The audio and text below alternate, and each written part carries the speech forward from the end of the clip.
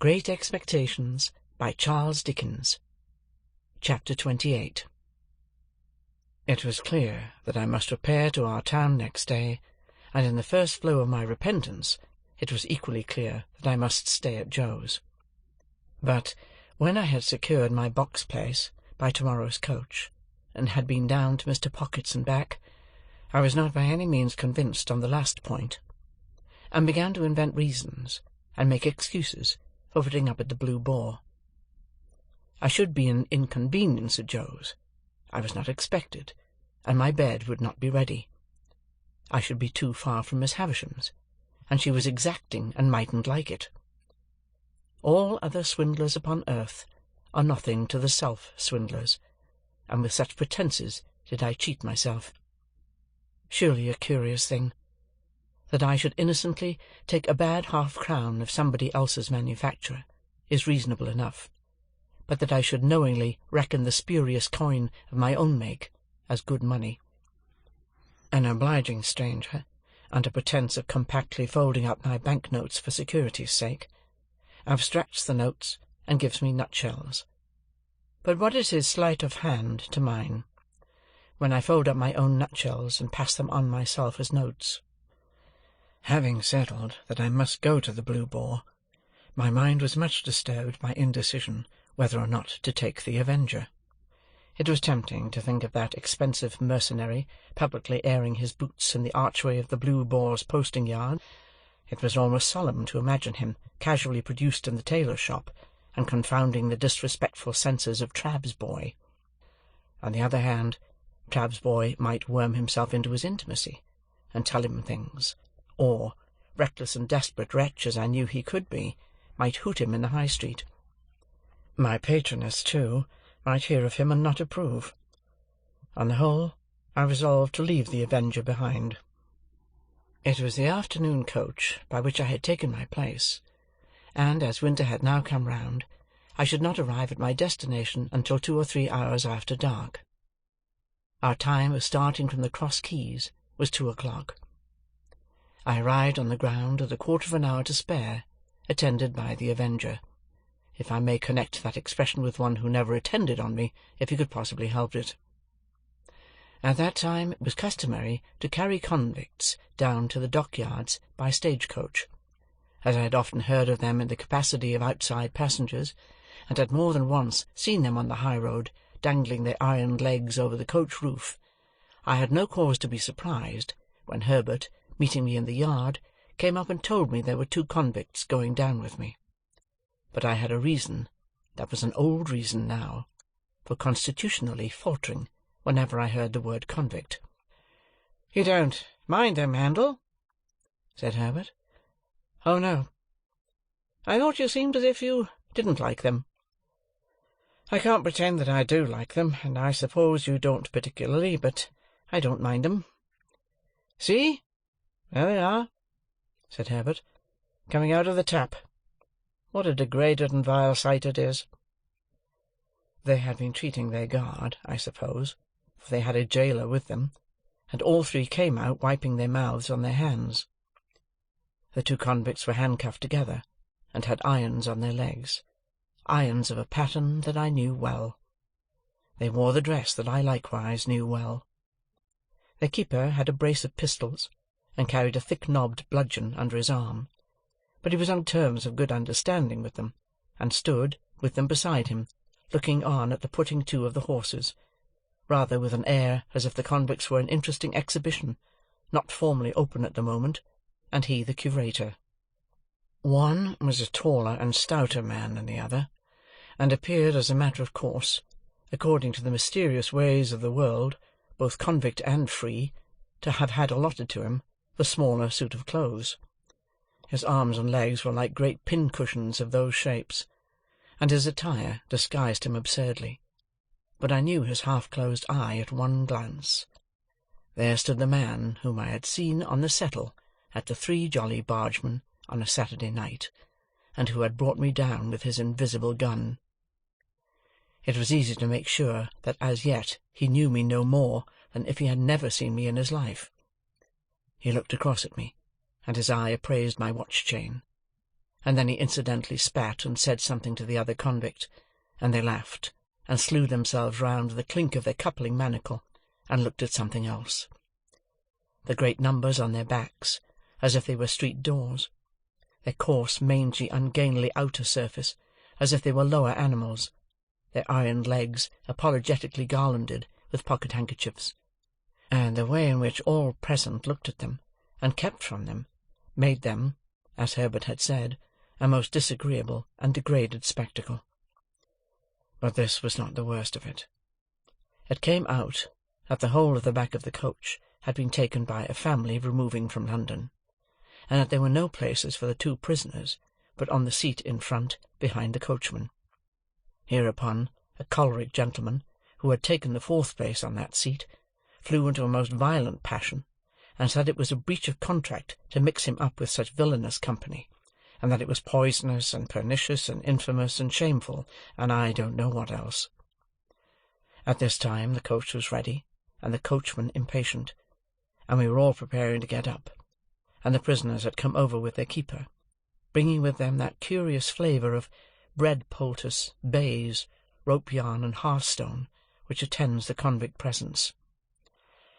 "Don't take it so much amiss, sir," pleaded the keeper to the angry passenger. "I'll sit next you myself. I'll put them on the outside of the row. They won't interfere with you, sir. You needn't know they're there. And don't blame me," growled the convict I had recognised. "I don't want to go. I'm quite ready to stay behind. As far as I'm concerned, anyone's welcome to my place." "All mine," said the other gruffly. "I wouldn't have incommoded none of you, if I'd had my way." Then they both laughed, and began cracking nuts, and spitting the shells about, as I really think I should have liked to do myself, if I had been in their place, and so despised. At length it was voted that there was no help for the angry gentleman, and that he must either go in his chance company or remain behind. So he got in his place, still making complaints, and the keeper got into the place next him, and the convicts hauled themselves up as well as they could, and the convict I had recognised sat behind me, with his breath on the hair of my head. "Good-bye, Handel," Herbert called out as we started.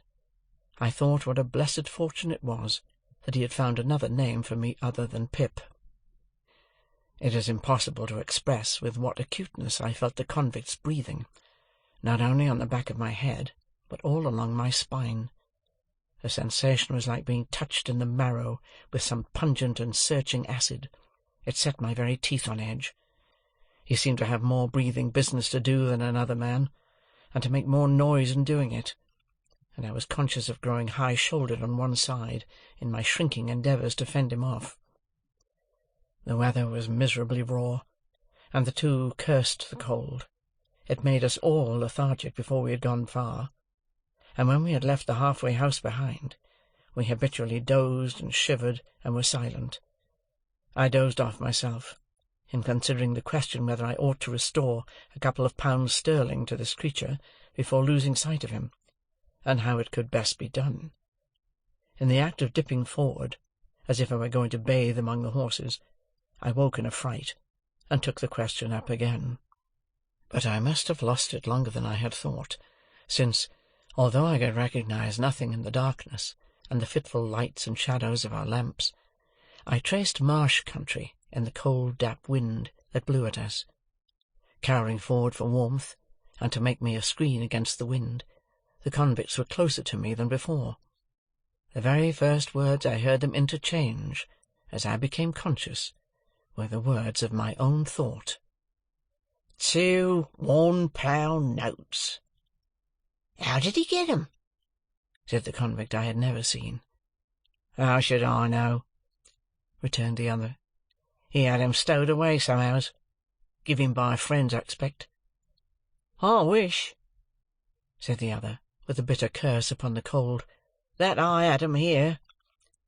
2 £1 notes, or friends? 2 £1 notes. I'd sell all the friends I ever had for one, and think it a blessed good bargain. Well, so he says. So he says, resumed the convict I had recognized. "It was all said and done in half a minute, behind a pile of timber in the dockyard. You're a-going to be discharged?" Yes, I was. Would I find out that boy had fed him and kept his secret, and give him them 2 £1 notes? Yes, I would. And I did. "More fool you," growled the other. "I'd have spent them on a man, in wittles and drink. He must have been a green one. Mean to say he knowed nothing of you?" "Not a ha'porth. Different gangs and different ships. He was tried again for prison breaking, and got made a lifer." "And what was that? Honour? The only time you worked out, in this part of the country?" "The only time." "What might have been your opinion of the place?" "A most beastly place. Mudbank, mist, swamp, and work, swamp, mist, and mudbank." They both execrated the place in very strong language, and gradually growled themselves out, and had nothing left to say. After overhearing this dialogue, I should assuredly have got down and been left in the solitude and darkness of the highway, but for feeling certain that the man had no suspicion of my identity. Indeed, I was not only so changed in the course of nature, but so differently dressed, and so differently circumstanced, that it was not at all likely he could have known me without accidental help. Still, the coincidence of our being together on the coach was sufficiently strange to fill me with the dread that some other coincidence might at any moment connect me, in his hearing, with my name. For this reason, I resolved to alight as soon as we touched the town, and put myself out of his hearing. This device I executed successfully. My little portmanteau was in the boot under my feet. I had but to turn a hinge to get it out. I threw it down before me, got down after it, and was left at the first lamp on the first stones of the town pavement. As to the convicts, they went their way with the coach, and I knew at what point they would be spirited off to the river. In my fancy, I saw the boat, with its convict crew waiting for them at the slime-washed stairs. Again heard the gruff, "Give way, you!" like an order to dogs. Again saw the wicked Noah's Ark lying out on the black water. I could not have said what I was afraid of, for my fear was altogether undefined and vague, but there was great fear upon me. As I walked on to the hotel, I felt that dread, much exceeding the mere apprehension of a painful or disagreeable recognition, made me tremble. I am confident that it took no distinctness of shape, and that it was the revival for a few minutes of the terror of childhood. The coffee-room at the Blue Boar was empty, and I had not only ordered my dinner there, but had sat down to it before the waiter knew me. As soon as he had apologized for the remissness of his memory, he asked me if he should send boots for Mr. Pumblechook. "No," said I, "certainly not." The waiter, it was he who had brought up the great remonstrance from the commercials on the day when I was bound, appeared surprised, and took the earliest opportunity of putting a dirty old copy of a local newspaper so directly in my way that I took it up and read this paragraph. Our readers will learn, not altogether without interest, in reference to the recent romantic rise in fortune of a young artificer in iron of this neighbourhood. What a theme, by the way, for the magic pen of our as yet not universally acknowledged townsman, Tooby, the poet of our columns. That the youth's earliest patron, companion, and friend was a highly respected individual, not entirely unconnected with the corn and seed trade, and whose eminently convenient and commodious business premises are situate within 100 miles of the High Street. It is not wholly irrespective of our personal feelings that we record him as the mentor of our young Telemachus, for it is good to know that our town produced the founder of the latter's fortunes. Does the thought-contracted brow of the local sage, or the lustrous eye of the local beauty, inquire whose fortunes? We believe that Quintin Matsis was the blacksmith of Antwerp. Verb. Sap. I entertain a conviction, based upon large experience, that if in the days of my prosperity I had gone to the North Pole, I should have met somebody there, wandering Eskimo or civilized man, who would have told me that Pumblechook was my earliest patron, and the founder of my fortunes. Chapter 28